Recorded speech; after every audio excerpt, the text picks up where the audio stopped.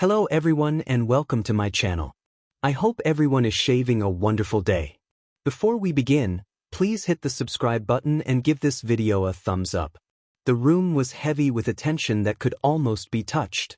The kind that presses down on your chest and makes it impossible to breathe as Finn sat frozen, staring at Steffy, his heart hammering so violently it threatened to burst through his ribs. And even the faint hum of the medical monitors in the background called drown out the deafening silence that stretched between them like a canyon ready to swallow them whole.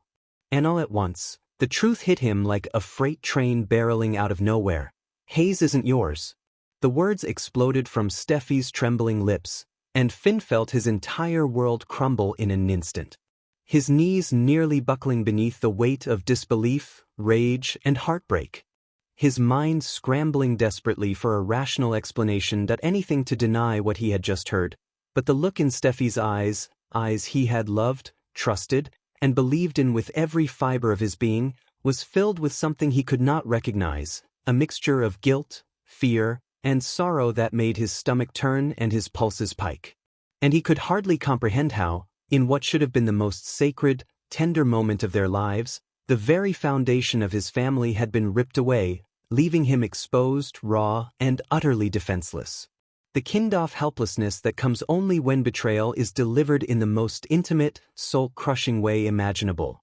And as he tried to speak, his voice broke and ragged, no words coming out except fragments, stuttering questions that hung in the air echoing off the walls of their shared home like ghosts off what could have been.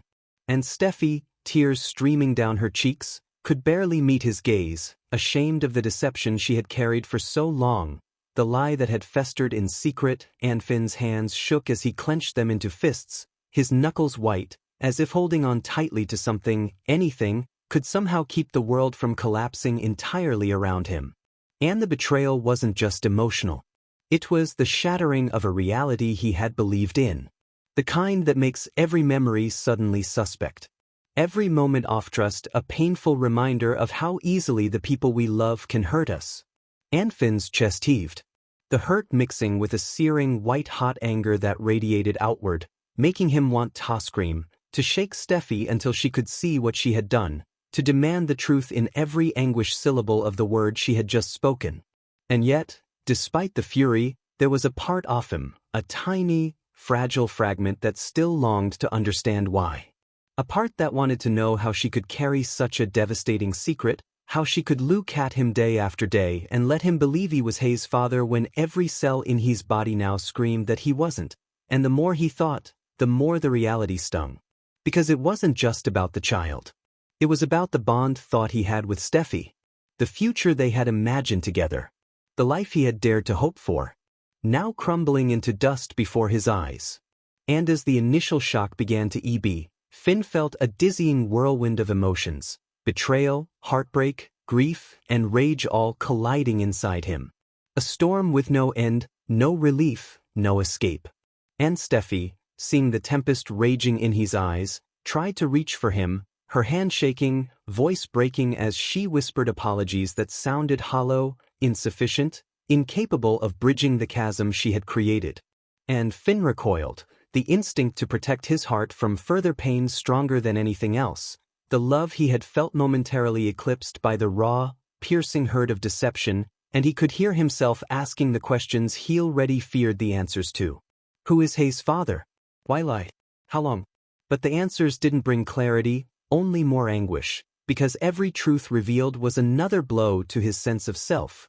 His identity as a husband, a protector, a father, suddenly rendered meaningless in the cruelest twist of fate, and the room seemed to shrink around them.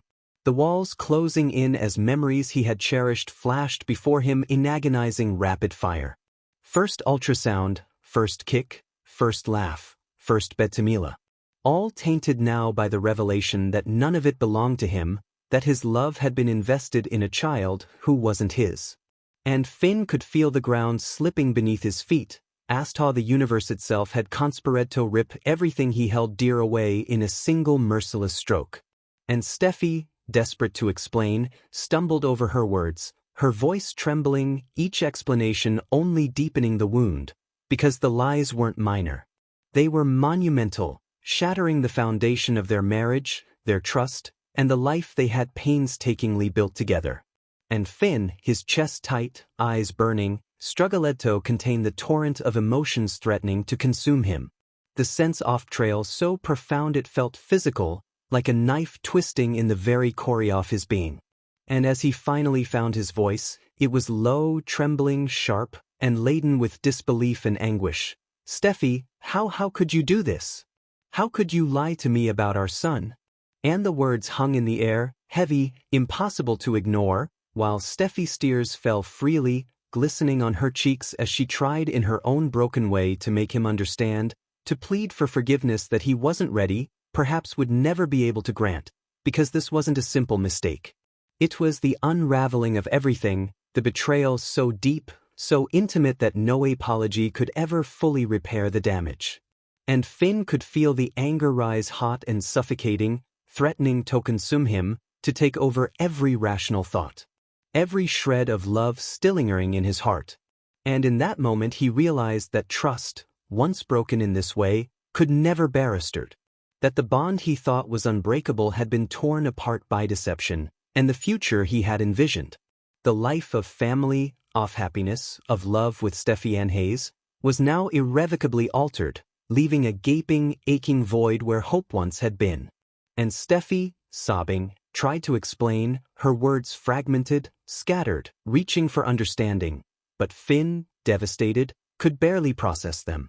His mind spiraling, questioning every memory, every promise, every whispered, "I love you," that had now been tainted, corrupted by lies, and the anger burned brighter, hotter, mixed with heartbreak so raw it left him physically trembling, and he could no longer look at her without seeing the betrayal first.